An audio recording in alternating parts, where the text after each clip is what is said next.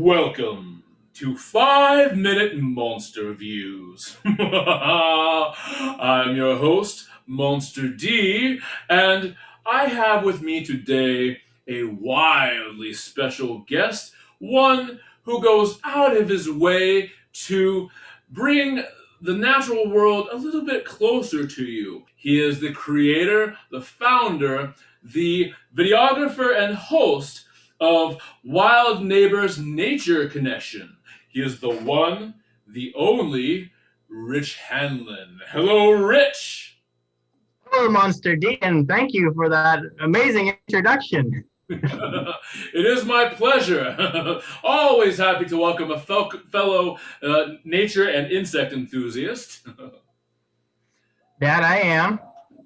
Now, Rich, before we get too far into things, I have to ask, are you in the mood for a monster? Most definitely. Well, excellent, for you in the right place. For I am going to extract a one-of-a-kind monster from your very mind using this, my magic monster maker. All I need to do is give it a nice hearty shake, and it will pull a monster from your very mind. All I need you to do is to give me a number between 1 and 8. Let's go with number 2. 2 it is. Excellent. Here comes a monster shake. Wake up in there. And then we shall pull from within. Is that your number, Rich? Yes, it is. All right. So now I will open and let us see what lies within. There is a message in here. Let me unfurl it, and can you tell me what it says? Favorite animal? That's right up my alley. I was going to say, wow, this is either going to be the easiest or most difficult part of this entire interview for you. So I might as well ask, can you tell me what is your favorite animal? Favorite animal? My gosh, Monster D, this is a tough one because, well, I took my Frisbee and on the back side of it, I have the depiction of the whole animal kingdom. And insects makes up about 75% of that. Another small portion is other bugs. And very small portions within that are reptiles, amphibians, mammals, birds, and fish. So that's our animal kingdom. And yes, you're presenting me with a very difficult choice. However, lately I've been my favorite animal is the one I'm looking at in any given moment, truth be told. But it's been an amazing summer, and one of the highlights has been seeing this monstrous insect show up in my backyard. So I'm going to go with the Dobson fly. Excellent. Well, hopefully that Dobson does not fly away with you during this interview. I very much appreciate your company here thus far. So you are going to get your very own Dobson fly monster. I'm going to set my time-telling device, 5 minutes, and here we go. Right. So, speaking of things that fly, I have to ask, so can you please describe to me what your Dragonfly Adventure is, and what are your plans to take this great event on the road? Yeah, so when it comes to taking a Dragonfly Adventure on the road, I think the Dragonflies have bigger plans to take it on the road than I do. Did you know, Monster D, that there are certain species of dragonflies, like the saddlebags dragonfly, actually migrates like birds do? It's pretty cool. So they'll spend their summer up north here in Pennsylvania, and when the cold weather of fall sets in, they'll head farther south, where below in latitude below where it freezes over, so they can continue with their dragonfly generations. The Dragonfly Adventure that I led a couple weeks ago was a single adventure. I don't have any additional Dragonfly events coming up, but I do have additional nature connection events coming up. There's always something happening in nature, whether it's the dragonflies or the birds, events on beavers and porcupines. One of the things that I'm really excited about as we prepare to step into the month of August is is the songs of insects. Now, during the month of May and June, it's the birds that are singing very prolifically and capturing everyone's attention. If we have senses that are open to it, ears that are open to listening for it, the grasshoppers, the crickets, the katydids, the cicadas are going to be producing an amazing chorus, and they've already begun. So I'm likely going to be presenting some opportunities on my Wild Neighbors Nature Connection webpage and Facebook page for people to tune into in-person events about some of these singing insects that will gift us during this next month, as well as for those who don't live in the same area I do, nature videos starring these insects as well. Well, cool. There is one more thing I wanted to say about dragonflies. I have a personal story. You want to hear it? Oh, absolutely. Okay, so I'm going to run over and grab my dragonfly model. This is a life-size model of a dragonfly I'm about to show you. It goes by the name Meganoptera permiana. It's a very big dragonfly. Actually lived about 325 million years ago. Now, I did not meet one of these in person because I'm not that old. But I went for a run a couple of years ago, and I was out running, and a dragonfly flew straight at me, hit me right smack in the forehead. It felt like a ping pong ball because flies aren't that big. Only about biggest is about as big as the palm of your hand. But can you imagine if I got hit by one of these instead?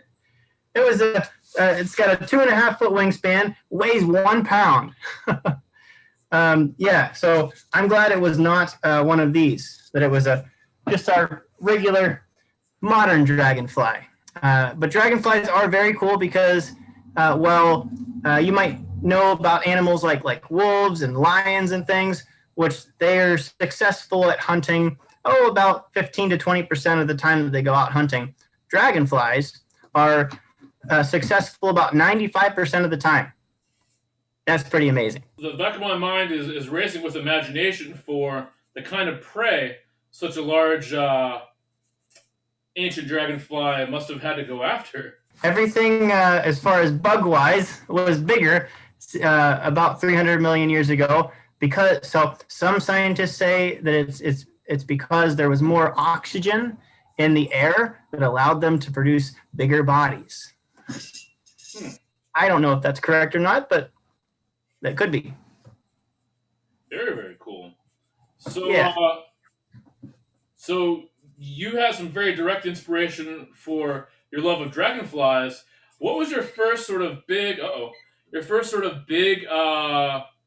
sort of wake up moment with the Dobson flies? When was that first sort of meeting between you and a Dobson fly that really sort of made your imagination soar? My first acquaintance with the Dobson fly was not with the adult form; it was with the larval form.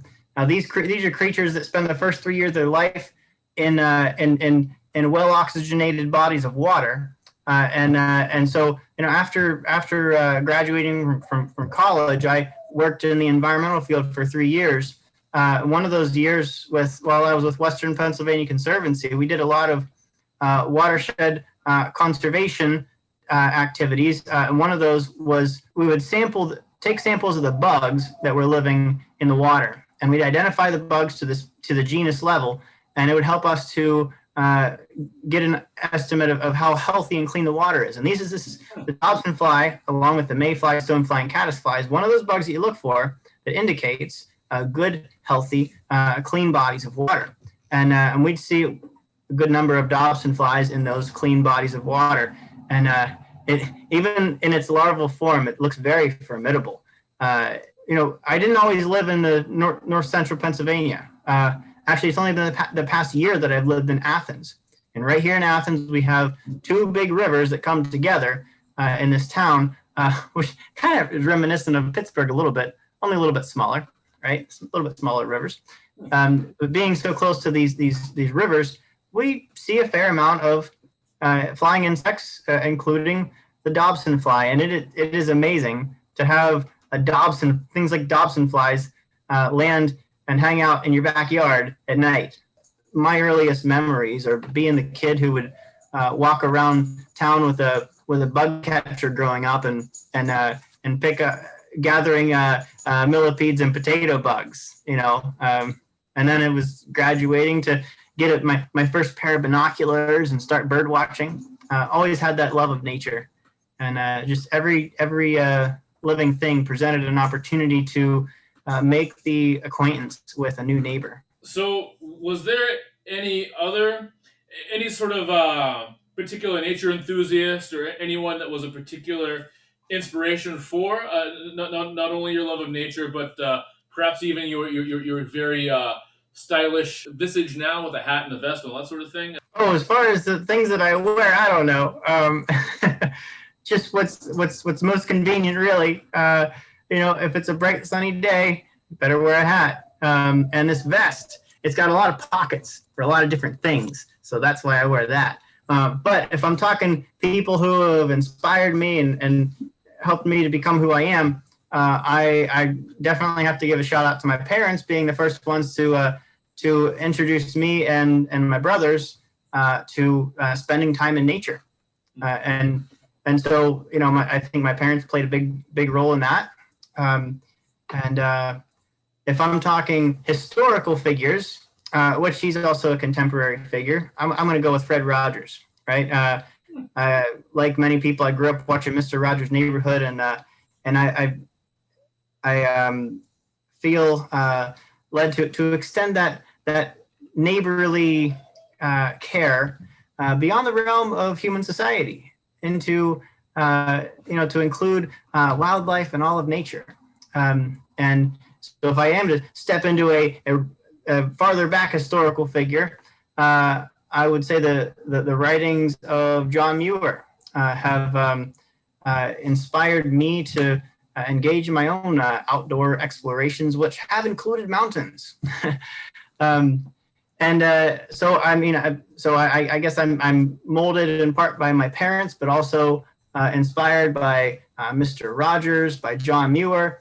And I have to throw Jesus into the mix too. I'm a follower of Jesus, and it's that the neighbor love of Jesus that informs the way that I want to be a kind and loving and inclusive person in this world. So those are my influences, Monster D. Thank you for asking.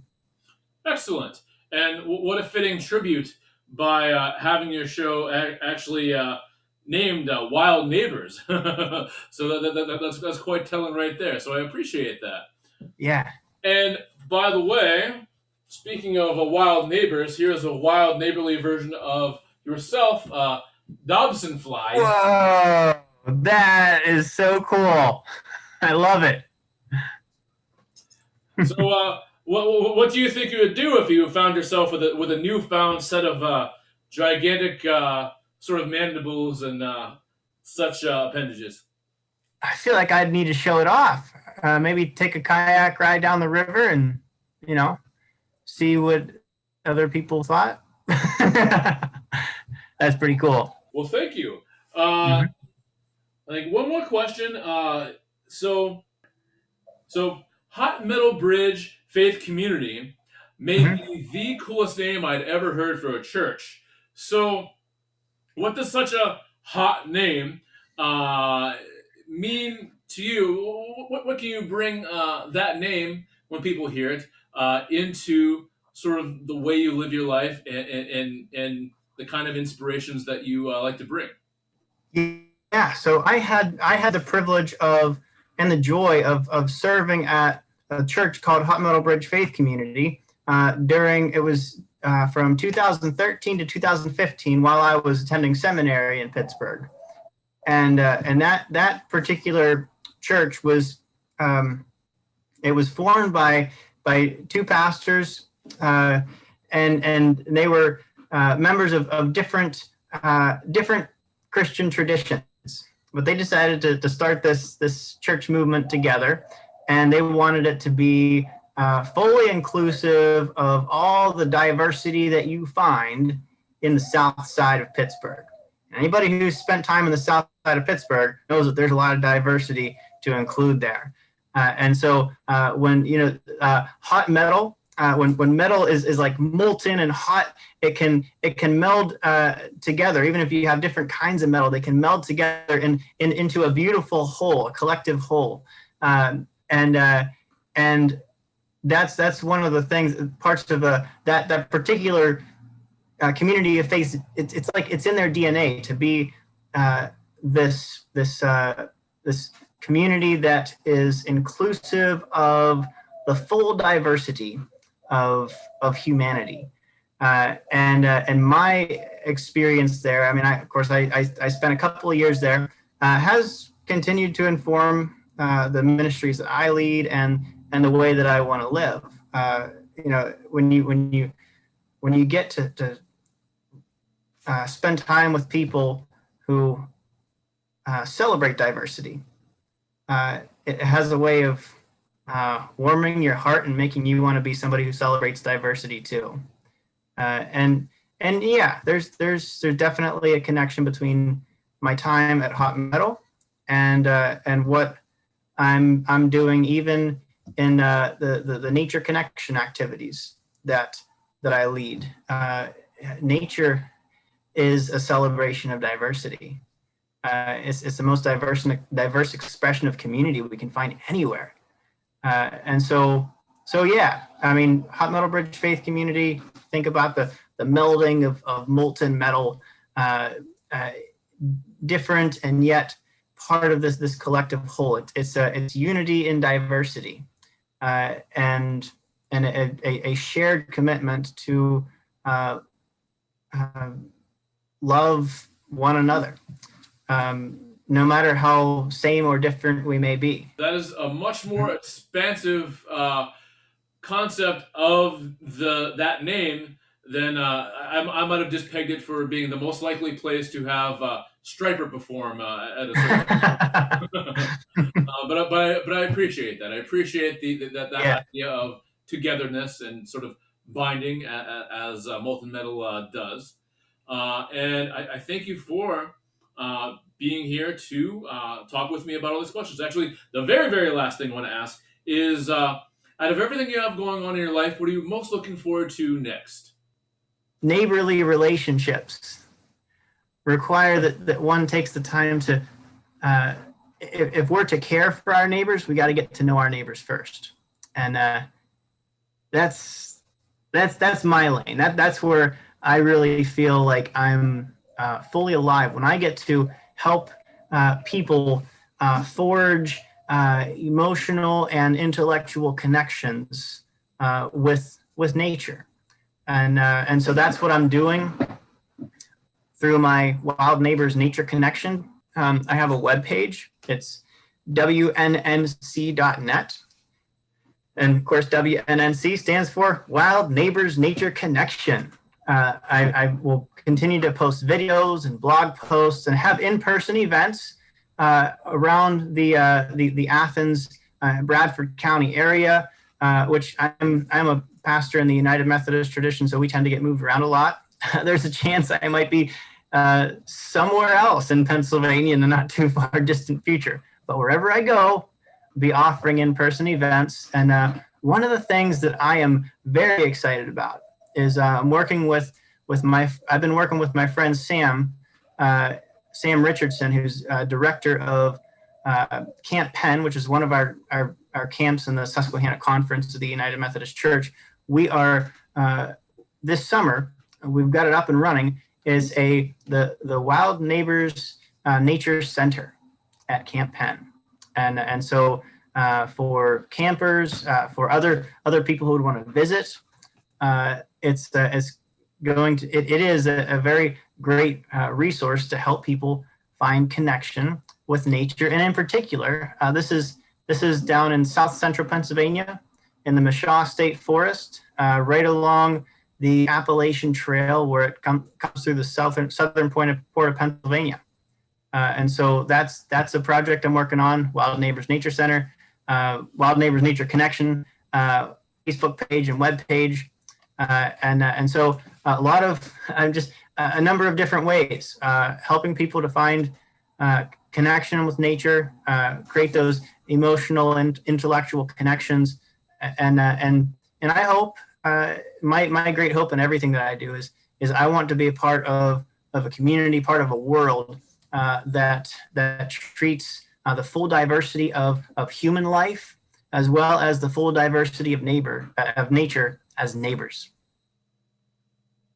Excellent, excellent. Well, I look forward to seeing all the various neighbors that walk, run, fly, and crawl their way both into your nature center as well as your imminent and upcoming videos.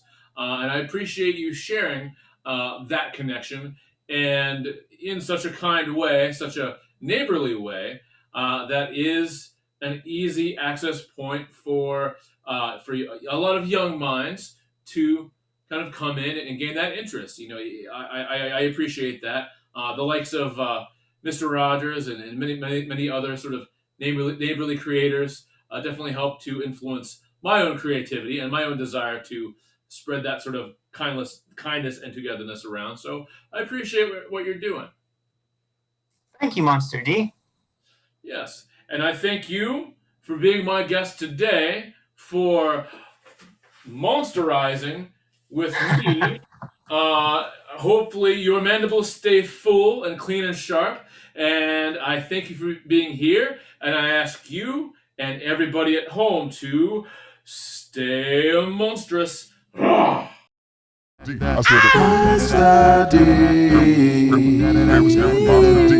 Monster D. Monster D. Ants had a mantra. It might be, quote, for the love of family. Now, you've likely seen a battle between ant colonies. It looks like that mass of black legs and bodies on the sidewalk cracks. This is a depiction this is my artistry. This is the Great Ant War of 2020 in Wellsboro, Pennsylvania. See, they had boxing gloves on there, the queens of the different colonies.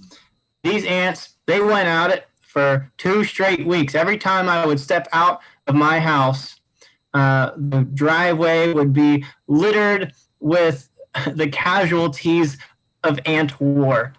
There were some that were dismembered and some running around in circles aimlessly as if suffering from PTSD. It was a very gruesome scene, to say the least.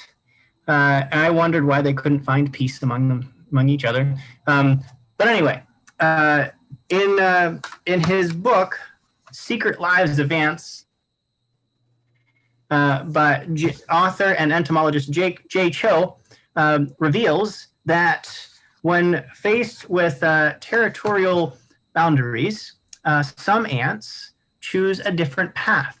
This is my creative depiction of the Aztec Alliance. There's a particular species of ants called Aztec ants. They live in South America, and they have been known to forge alliances with other ant colonies, essentially including these other ant colonies to be part of their family, right? Remember the ants' mantra? For the good